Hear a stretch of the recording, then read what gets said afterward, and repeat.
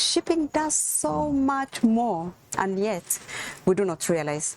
So when the Paris Agreement was being created and with a focus on climate change and the actions that countries, or rather we need to take for sustainability, would you believe shipping, because it works in the background, was not touched? Wow. But incrementally or increasingly, of course, the shipping industry has come under focus because it also plays a role, a big role in terms of contributing to climate change, and therefore the decarbonization of the shipping, the industry, of the maritime industry has come under focus. So sustainability, sustainable exploitation then becomes very, very critical. Absolutely. And therefore very important for us here. Indeed. And that's why the theme speaks to us, navigating into the future, safety first. Safety first. So with all the changes in terms of technology that we have to put in, we're talking clean fuels, different fuels, because now it's the green fuels coming in.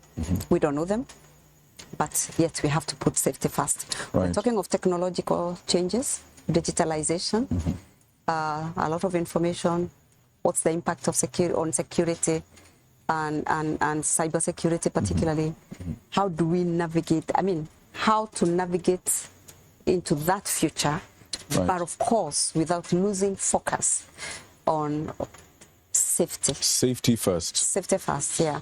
You know, there's a lot we could talk about there. Just in the answer you gave to the previous question is a whole lot. Like, for example, in cybersecurity, a few years ago, ladies and gentlemen, Maersk was hacked. You know, one of the biggest shipping companies in the entire universe was hacked, and thousands of ships were adrift. They didn't know how to track all this and all that. Cybersecurity is clearly an issue, but I regretfully, I want to bring us back, bring us back home. Yeah. The oceans are vast, like you said.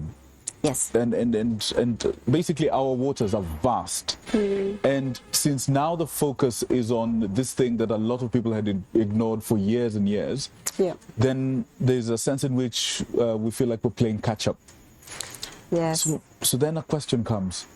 It does look like quite a lot of investment is needed to not just get up to speed, but to do it properly.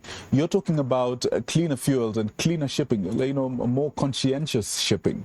When a lot of countries are still transitioning from just wind-driven shipping, you know, with the doors and everything, and the limitations that come with that, to actually motorized shipping with the marine engines and so on. And now we're talking about hydrogen fuels, we're talking about nuclear, we're talking about all these things. Could you talk to us a little bit about the sort of investment that is needed to reap the benefits from this resource, and what, in your opinion and in your experience, you've seen the Kenyan government do to be able to attract this investment? Okay, let me start by saying that first of all, we look at the changes that are needed.